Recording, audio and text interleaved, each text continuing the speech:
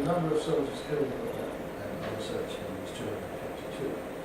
The last count, 269 of the survivors inflicted conflicts from Vietnam onwards to millions of people in his calm, measured, compassionate delivery. And he doesn't know that John Simpson, who's been here a few times, told me, bloody Martin Bell. So annoying. He used to stand up, Martin Bell, without any apparent preparation, in the middle of, as we know, often almost shellfire, and deliver a word-perfect deconstruction of the situation where he was, which is something that John Simpson envied, because he had to prepare such speeches.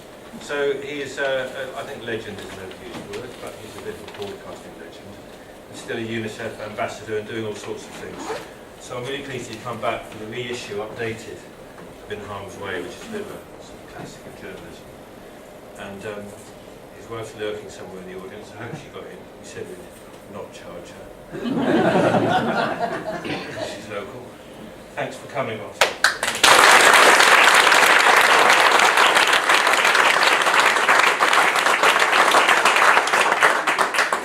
Well, I'm going to talk about a lot of things, and there are no questions of limits at all. Politics, war, soldiering all my lives, you can ask about anything. I suppose of all the wars I've covered, and it's now been about 18, the one that affected me most in every way was the one in Bosnia. And you may ask, well, why does it matter now? And I've written a book to explain then why it mattered, and to re-explain now. 20 years ago last week, this conflict began, in which 70 British soldiers lost their lives, and as many French, and 98,000 Bosnians of all sorts.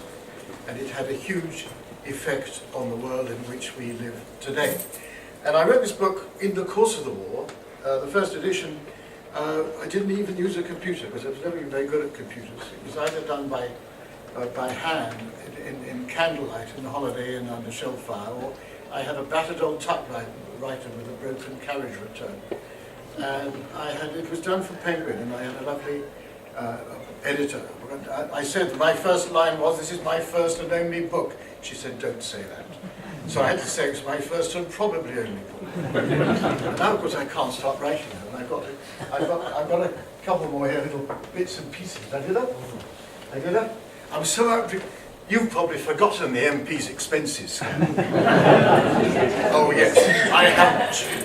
Because I served for 3.5 years on the Standards and Privileges Committee. And I was appalled. And you all had your favourites, the Duck Island and the Bell Tower. Mine was Margaret Beckett's hanging basket. This is a serious politician. In 1 year, £600 for hanging baskets and potted plants. Her home in Derbyshire must have looked like the Chelsea Flower Show. So I asked myself, I bought a hanging basket in my last year as the independent MP for Tatton. It cost me 15 quid. And when I was away, it was bought by a very kind man from across the road with family ties to Neil Hamilton. It was just a cross-party hanging basket. But it never occurred to me that you could have paid for it. So I wrote this in 10 weeks. It wrote itself. I started it on one cruise ship and finished it on another. And it was great fun to write. And then I've had a few careers. I started off as a rather poor soldier. I then became a war reporter. I was an MP. I'm still an ambassador for UNICEF, who are lovely people to work for. They send me to the places where they can't send their celebrities. You can't send Robbie Williams or David Beckham to Yemen or Somalia. So they send and last October, I became a published poet for the first time. And you're not going to be spared this, because if you think it's deep, and they don't have many copies, but we'll get them. If you think this is deep and obscure, modern verse, nothing of the kind. Here's my take on the bank, my take on the banker's scandal. And if you're looking for rhyme for banker, you can take some serious long time. It goes like this: I have no prejudice or rancor against the profiteering banker, but if he reckons that the onus should fall on us to pay his bonus, then I'm the Maharaja of Sri Lanka. And I wasn't a huge admirer of the decision of the last Prime Minister but one to go to war in Iraq. I don't know many people who were. Prime Minister Anthony Linton Blair, with messianic zeal and force of will, marched the Queen's soldiers up the hill, and then he left them there. And we are going to get back to Bosnia, but I've got a roundabout way of doing it. When I was 19, I wrote my first dodgy verse. I failed to become an officer because I wasn't officer material. And I failed the intelligence test twice. This is the same test the Royal Princes Harry and William passed so easily, unsurprisingly. So I was on active service, and I was a lance corporal in the Suffolk Regiment in Cyprus when I edited the regimental magazine, and I wrote this little one called Chain of Command. The Major General cut himself while shaving and cursed the Brigadier, who, madly raving, then cast the most chastising and infernal aspersions on the morals of the Colonel, who passed them to the Major, and he, wrapped in the darkest thoughts, relayed them to the Captain, who rocketed the subalterns, who rose to loose all hell among the NCOs, who in their wrath and mad acerbity picked on one last poor bucksheep private, me. Then I didn't write another one for 51 years. And I was waiting to give evidence to the War Crimes Tribunal in The Hague. This would have been in December 2009, and the defence was objecting to my presence for some reason, a lot of legal wrangling. So I was stuck in my hotel for half a day, and The Hague is not the most exciting city in Europe. And I was wondering about our decision to go to war in Iraq on what, 6 years earlier, on what turned out to be false information, or false intelligence. And I thought, isn't it odd that some wars incubate legal processes and others don't? It depends on who fights them and who wins them. And so in the Book of Dodgy Poems and in the Bosnia book, this is where they connect. One of the most interesting things that ever happened to me, and 15 months ago I was asked to give evidence in the trial of Radovan Karadzic, the president of the Bosnian Serbs, their political leader. And when he was on the run, during what he called his period of avoidance, he wrote a tract called My Defense, in which he singled out 3 international reporters for his special opprobrium as media monstrosities. Christian Amanpour of CNN, John Burns of the New York Times, and myself. Then he asked to see me in his guarded prison cell, and of course I went. And he couldn't have been more affable. And in open court, he called me a precious witness.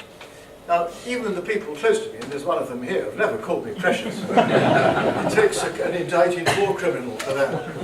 And if you want some really interesting courtroom drama as it happens, you can Google ICTY on the morning of most weekdays, and you click onto Courtroom 1, and there he is defending himself very capably. First of all, against charges relating to the siege of Sarajevo in 1992 to 95, and later the Srebrenica massacre. And these are interesting issues. When you cross the line into war crimes, and you know, we are not blameless in our history, in my view. Anyway, I wrote this book, and then I forgot about it, and then my publisher's Icon said, well, why didn't you get the rights back? And I didn't know you could do this. Apparently, if you write a book and it's been out of print for more than 2 years, you can ask to have the rights back. So I did. And bless them, they published it. And I wrote a 5,000-word introduction about what had happened since. I've been back to Bosnia a number of times. I love this country second only to my own. And I called it at the time the most consequential war. And I said, and my farewell report was from the Lion Cemetery. It was a public park which had been turned into a cemetery because the main cemetery at Sarajevo since April 1992 had been on the front line, as indeed had the zoo. Why was it so consequential? Because it revealed the weakness of so many of our institutions, the United Nations, the European community as it then was. And so much has come out since. And what rather reassured me was when I had to read every word of it again. And I didn't have to change very much. I got some of the casualty figures wrong, some were too high and some were too low.